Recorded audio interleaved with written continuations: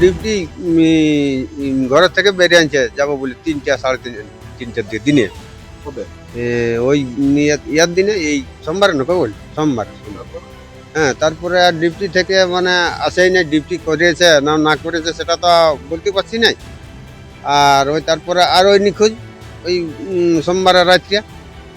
হ্যাঁ, ওই সকালে পুলিশে উঠাইছে মঙ্গলবারে 10টার দিকে, 10টা সাড়ে 10টার দিকে এই অবস্থা। ওটা কি করে জানবে, ওই পড়ে রয়েছিল তো বলছি তো। হ্যাঁ বাংলা, হ্যাঁ বাংলা ইয়া আমার সাহেব বোকা আছে না, বাংলা ছাড়া আর অন্য কোনো জানেই নি। হিন্দি টুকটাক যদি জানে তো জানে, তো ওদের মারাঠি ভাষা না ওই মহারাষ্ট্রটা।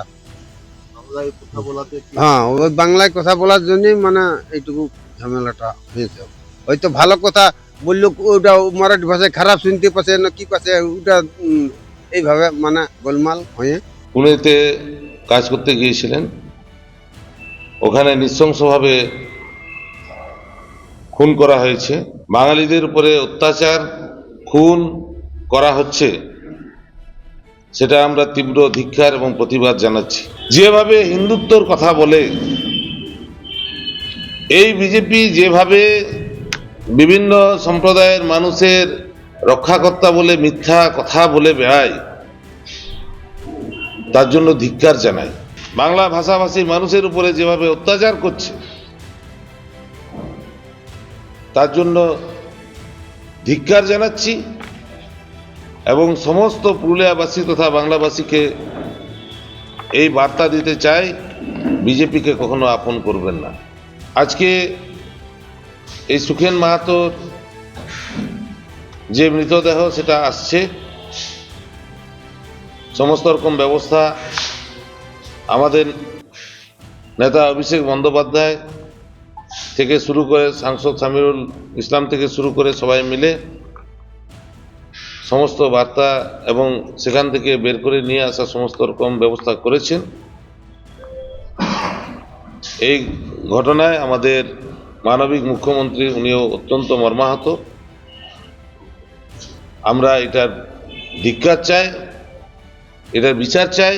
আজকে যিনি আমার সহনাগরিক মারা গেছেন ভাই সুখেন মাহাতো, তিনি একজন আদিবাসী পরিযায়ী শ্রমিক। তাহলে বিজেপির স্লোগানের মূল কথা হচ্ছে বাঁচতে চাই বিজেপি তাই না, মারতে তাই বাঙালির মুন্ডু চাই, মারতে তাই বাঙালির মুন্ডু চাই। এইটা হচ্ছে বিজেপির রাজনীতির এখন মূল ন্যারেটিভ। বাংলা দখল করতে চান, সোনার বাংলা বলাতে চান, কিন্তু অন্য রাজ্যে বাংলা শুনলে তাকে মেরে দিচ্ছেন। এবং যার সুখেন মাহাতো, যদি তাকে খুব, আমরা ছবিটা তাঁর দেখিয়েছি, তাকে যদি আপনারা ক্লোজলি ফলো করেন, তার চেহারার মধ্যে, তার ধরনের মধ্যে কোথায় তারা বাংলাদেশি খুঁজে পেলেন আমি বুঝতে পারছি না। তাহলে বাংলাদেশিটা একটা অজুহাত, আর বাংলাদেশি বলেই তাকে মেরে ফেলা যায় কিনা এটাও আমি জানি না। এটাও কি করে হতে পারে?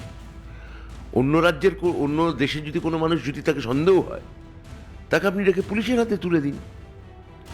তাকে একটা খাপ পঞ্চায়েত বসিয়ে মেরে ফেলছেন। পরিকল্পিত একটা প্ল্যান। আপনারা আসলে বাঙালির বিরুদ্ধে যুদ্ধ ঘোষণা করেছেন, আপনারা বাংলার বিরুদ্ধে যুদ্ধ ঘোষণা করেছেন, নিজের এই দেশের একটা অংশের বিরুদ্ধে যুদ্ধ ঘোষণা। এটা এইভাবে হতে পারে এ ভাবা যায় না। যে কোনো মৃত্যুই দুঃখজনক, বেদনাদায়ক, এবং যেভাবেই ঘটনা ঘটুক না কেন সেটা নিন্দনীয় হয়। মহারাষ্ট্রে যে ঘটনা ঘটেছে, আমি ঘটনা শোনার পরেই আমি সেখানে কথাও বলেছি। তারা বলেছে যে আমরা যেরকম তদন্ত করা উচিত তদন্ত করে, আর যা হওয়া উচিত আমরা অবশ্যই স্টেপ নেব আইনগতভাবে। আমি টেলিফোনে ওখানে স্থানীয় নেতৃত্বের সঙ্গে কথা বলেছি। কি পুরুলিয়ার ছেলেদেরকে, ঝাড়গ্রামের ছেলেদেরকে, বাঁকুড়ার ছেলেদেরকে, পুরো পশ্চিমবাংলার প্রায় 50 লাখের উপর নবযুবককে বাইরে কাজ করতে যেতে হচ্ছে।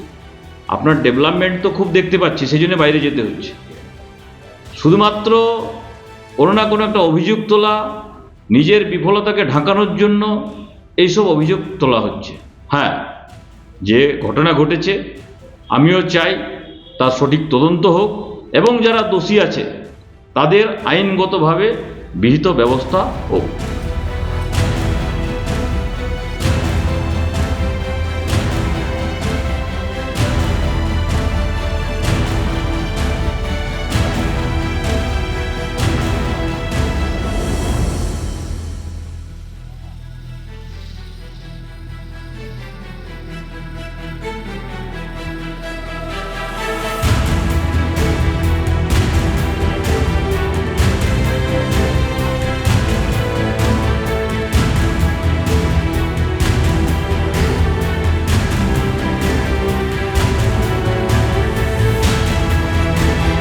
ফলো করুন সংবাদ প্রতিদিন ডিজিটাল।